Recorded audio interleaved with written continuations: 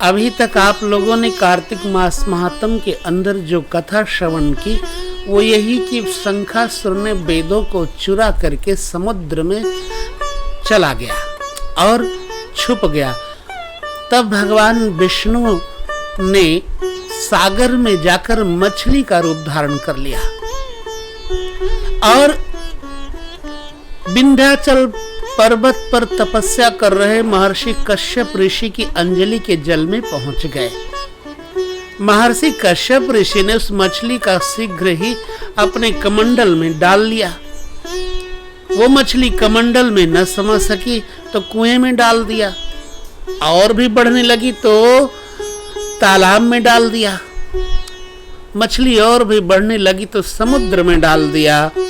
उसके बाद मछली का रूप धारण किए हुए नारायण ने शंखासुर को मार डाला और उसे अपने हाथ में लेकर बदरी बन चले गए। वहां नारायण ने सब मुनियों को बुलाया और उन्हें आदेश दिया कि हे मुनीश्वरों, समुद्र के भीतर वेद बिखर गए हैं, आप सब लोग उन्हें ढूंढो। शीघ्र ही बीज मंत्रों के रहस्य समेत सभी वेदों को जल के मध्य से बाहर ले आओ। मैं तब तक सभी देवताओं के साथ प्रयागराज में ठहरता हूँ।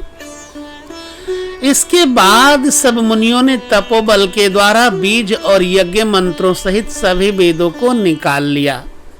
हे राजन, उस वेद समूह में से जितना जिस मुनि के हाथ लगा उतने भाग का वह ऋषि बन गया। तब सभी मुनि लोग एकत्रित होकर के प्रयाग पहुंचे और प्राप्त किए हुए वेदों को भगवान विष्णु और ब्रह्मा जी को समर्पित कर दिए।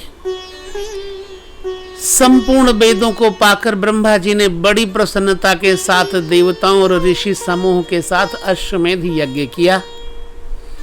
जब यज्ञ संपन्न हो गया तो देवता, गंधर्व, यज्ञ सर्प और गुह्यक, कुबेर के कोष की रक्षा करने वालों को गुह्यक कहा गया है, भूमि पर दंडवत लेटकर प्रणाम करते हुए प्रार्थना करने लगे कि हे संसार के स्वामी, देवाधिदेव, हमारी प्रार्थना सुनिए। यह हमारे लिए प्रसन्नता का अवसर है। इस स्थान पर यानी प्रयाग में ब्रह्मा जी ने नष्ट हुए वेदों को फिर से प्राप्त किया है और आपकी कृपा से हमने भी पुनः यज्ञ के भाग प्राप्त किए हैं। अतः हे प्रभु, ऐसा वरदान दीजिए कि यह स्थान यानी प्रयाग आपकी कृपा से पृथ्वी पर अति श्रेष्ठ पुण्य को बढ़ाने वाला और वैभव एवं मोक्ष को प्रदान करने वाला हो जाए। ये समय भी प्रातः काल स्नान यानी ब्रह्म हत्या आदि पापों से मुक्त करने वाला और दान को अक्षय करने वाला हो जाए।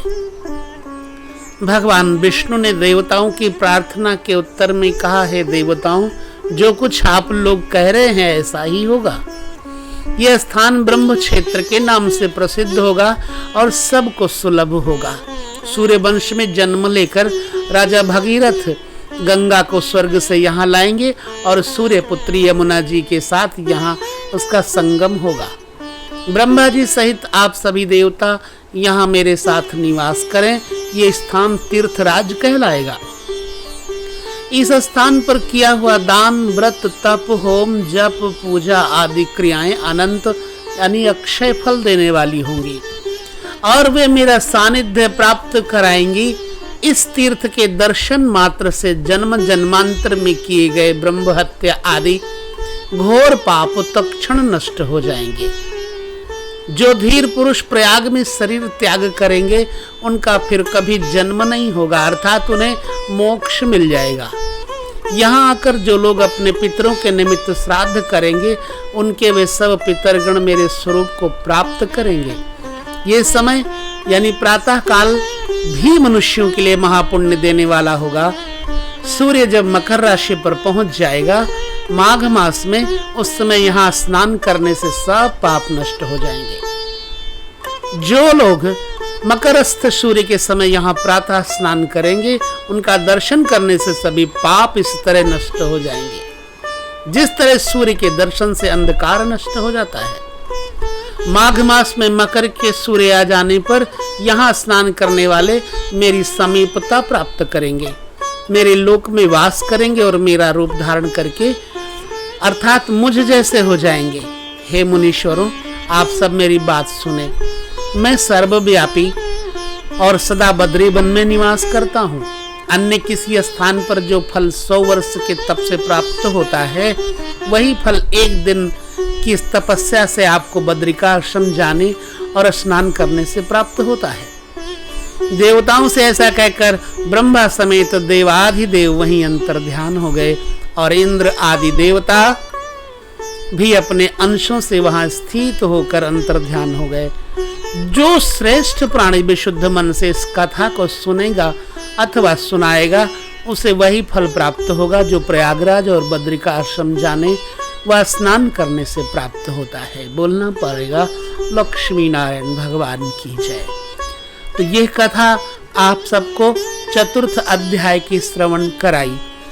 कार्तिक मास महात्म्य के अंतर्गत आगे और भी आप लोगों को कार्तिक मास व्रतियों के लिए कथा पहुंचाने का प्रयत्न करूंगा। कैसा लगा ये अवश्य बताएं। जय श्री कृष्ण। नमो नारायण।